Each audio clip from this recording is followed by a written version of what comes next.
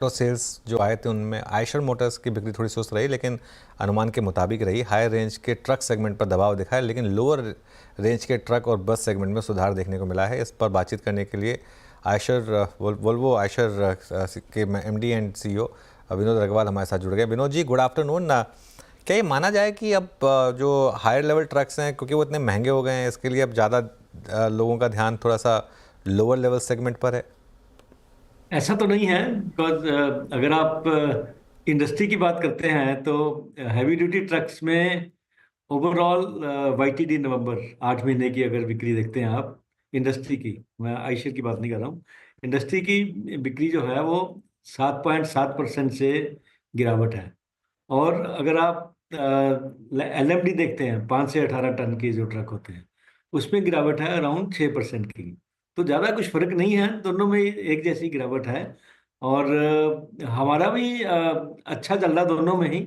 ऐसा नहीं है कि हैवी ड्यूटी में ज़्यादा गिरावट है, बल्कि हैवी ड्यूटी में हमारा मार्केट शेयर जो है पिछले साल के मुकाबले में 1% के करीब बढ़ा है। पिछले साल में अगर हमारा मार्केट शेयर 8.8% के करीब था, इस साल अभी 9.6% है, आइशर और वोल्वो दोनों मिला के। तो मार्केट शेयर बढ़ा है। Light and medium duty trucks में जो 5 से 18 टन में, उसमें हमारा मार्केट शेयर भी बढ़ा है। उसमें हमारा मार्केट शेयर अभी 35% के ऊपर है। तो हमारा दोनों में मार्केट शेयर बढ़ा है और हमारा ठीक चल रहा है दोनों में परफॉर्मेंस।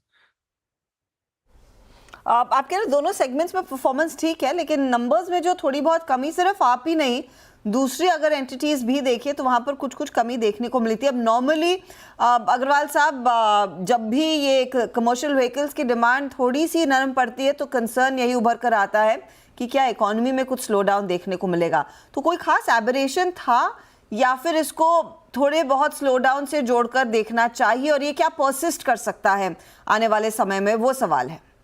इस साल में अगर आप पूरी कमर्शियल व्हीकल इंडस्ट्री की सेल देखते हैं तो जितनी एक्सपेक्ट करी थी ग्रोथ हमने, उतनी ग्रोथ नहीं हो रही है।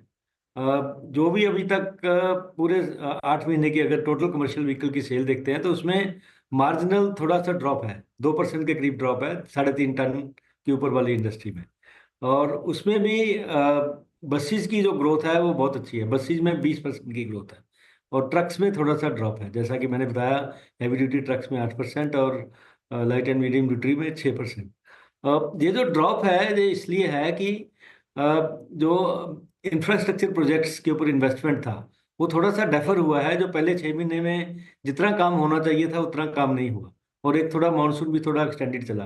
परंतु अगर फंडामेंटल्स को देखते हैं तो फंडामेंटल्स में ऐसा कोई रीजन नहीं है जिसके कारण से इंडस्ट्री में ड्रॉप होना चाहिए, बिकॉज इकोनॉमी हमारी ओवरऑल ठीक चल रही है।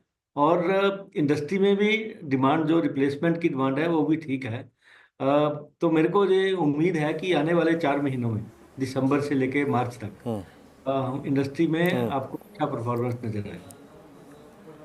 ओके, अच्छा विनोद जी, आपने हल्की सी टिप्पणी भी बस सेगमेंट को लिखी की, लेकिन ओवरऑल मैं जानना चाहूँगा बाकी जो मंथ्स हैं उसमें आप बस सेगमेंट पे क्या रिकवरी देख रहे हैं, और कोई बड़ा ऑर्डर आपको यहाँ पे बस सेगमेंट में मिलने की संभावना नज़र आ रही है?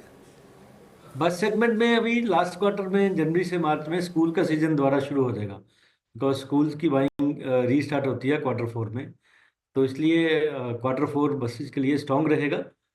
तो उसमें बड़े ऑर्डर्स भी होते हैं, छोटे भी होते हैं, मिक्स होते हैं। कुछ बड़े बड़े स्कूल के जो ग्रुप हैं वो लार्ज ऑर्डर्स भी इकट्ठा खरीदते हैं अपने सारे स्कूल्स के लिए। और फिर वो रिटेल के ऑर्डर्स भी होते हैं, दोनों तरह के ऑर्डर्स होते हैं। और कुछ स्टेट ट्रांसपोर्ट अंडरटेकिंग्स की बाइंग भी स्ट्रॉन्ग चल रही है, तो उनके बड़े ऑर्डर्स भी होते हैं। और इलेक्ट्रिक भी अभी थोड़ा सा उसमें एक नया टेंडर जो खुल रहा है अभी, तो उसमें भी ऑर्डर्स आएंगे, पर उसका डिलीवरी तो अगले साल में होगा, इस साल में डिलीवरी नहीं होगा। तो अच्छा ट्रैक्शन है, बसेस का ग्रोथ अच्छा ही रहना चाहिए अगले आने वाले समय में।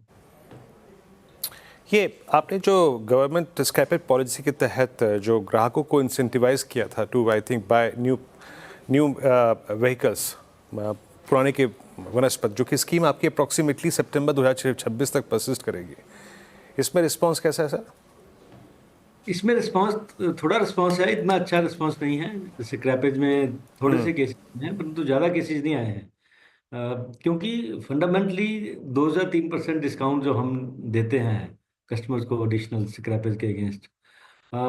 वो इतना ओवरऑल इंसेंटिव अगर उनको देखते हैं तो ओवरऑल वो जब वो पैसा लगा के देखते हैं कि उनको कितना पैसा चाहिए अगर बेटर ट्रक खरीदना है स्क्रैप करके, तो अभी भी वो सफिशिएंट नहीं है। तो मे बी थोड़ा सा इसमें और अगर गवर्नमेंट भी थोड़ा पार्टिसिपेट करे, थोड़ा सा और इंसेंटिव दे, तो स्कीम बेटर सक्सेसफुल हो सकती है। तो अभी स्कीम चल रही है, परंतु इसका जितना रिस्पॉन्स होना चाहिए था उतना अच्छा रिस्पॉन्स नहीं है। आपने जब बोला कि इंडस्ट्री में जो एक्सपेक्टेशन थी उतनी सेल्स नहीं हुई हैं, विनोद जी, किसी खास सेगमेंट से डिमांड कम हुई है क्या? किसी खास इंडस्ट्री से डिमांड कम हुई है? इसे कैसे जोड़ा जाए, कैसे समझा जाए? जैसे अगर आप कंस्ट्रक्शन ट्रक्स देखते हैं, कंस्ट्रक्शन ट्रक्स की डिमांड जितनी होनी चाहिए थी उतनी नहीं हुई है, क्योंकि जो इंफ्रास्ट्रक्चर प्रोजेक्ट्स हैं वो थोड़े से डिले हुए हैं। और अगर आप हॉलेज भी देखते हैं, उसमें अगर आप जितनी डिमांड होनी चाहिए थी नहीं हुई है, क्योंकि जैसे अगर कंस्ट्रक्शन सेगमेंट स्लो डाउन होता है तो उतना ही सीमेंट का मूवमेंट है, जो स्टील का मूवमेंट है वो भी कम होता है। तो सीमेंट का जो प्रोडक्शन है पहले 8 महीने में, उसमें भी थोड़ी सी गिरावट है। तो इन सब कारणों से ओवरऑल डिमांड थोड़ी सी कम हुई है। हाफ में क्या कुछ पिकअप के आसार बन रहे हैं या नहीं? इस क्वार्टर में आपने कुछ एक्सपीरियंस किया है इस तिमाही की शुरुआत से बेहतरी? इस क्वार्टर में जैसा मैंने पहले बोला, बेहतर होने की उम्मीद है, क्योंकि इन्वेस्टमेंट होने शुरू हो गए हैं। गवर्नमेंट ने काफ़ी इंफ्रास्ट्रक्चर प्रोजेक्ट्स क्लियर किए हैं पिछले 2-3 महीने में, तो इसलिए अच्छी इन्वेस्टमेंट होगी इंफ्रास्ट्रक्चर प्रोजेक्ट्स में, उसके कारण से डिमांड आनी शुरू होगी। बहुत बहुत शुक्रिया विनोद जी हमारे लिए समय निकाल कर अपनी राय देने के लिए। तो जैसे मैं मेंशन भी कर रही थी पहले सवाल में कि अगर आप कमर्शियल व्हीकल्स के बिक्री के आंकड़े मैप करेंगे तो उसमें समझ में आएगा कि बाकी इकोनॉमी में क्या स्थिति है, और थोड़ा सा स्लो डाउन देखने को मिला। कंपनी ने खुद कहा कि इंडस्ट्री जो ग्रोथ एक्सपेक्ट कर रही थी उतनी नहीं आई है, क्योंकि कंस्ट्रक्शन एक्टिविटी में कमी, हॉलेज में कमी, सीमेंट की डिमांड में कमी, और उसका पूरा रिफ्लेक्शन उन नंबर्स में देखने को मिला। लेकिन इस पूरे सीवी साइकिल में फिर अम्बरीश इस समय दाव लिया जाए या नहीं, कंसिडरिंग हमारा सेकंड क्वार्टर का जीडीपी का आंकड़ा 5.4% पर है। अब डर यही है कि ये अगर रिकवर नहीं होगा तो फिर एक और पेचीदा स्थिति उभर कर आएगी। मुझे लग रहा है कि ये एक अपॉर्चुनिटी है, क्योंकि लास्ट 2 क्वार्टर में जो हम लोगों ने स्लो डाउन देखा है इंफ्रा स्पेस में, और उसका क्लियर जो इफेक्ट आता है एचसीवी एलसीवीज पे आता है। तो I think it's a good buying opportunity, क्योंकि जो ग्रोथ हम लोग इंफ्रा में देखेंगे over the next at least foreseeable 3 to 4 years, I think it will be as strong as what we have seen in the last 3 years, या उससे भी ज्यादा हो सकता है।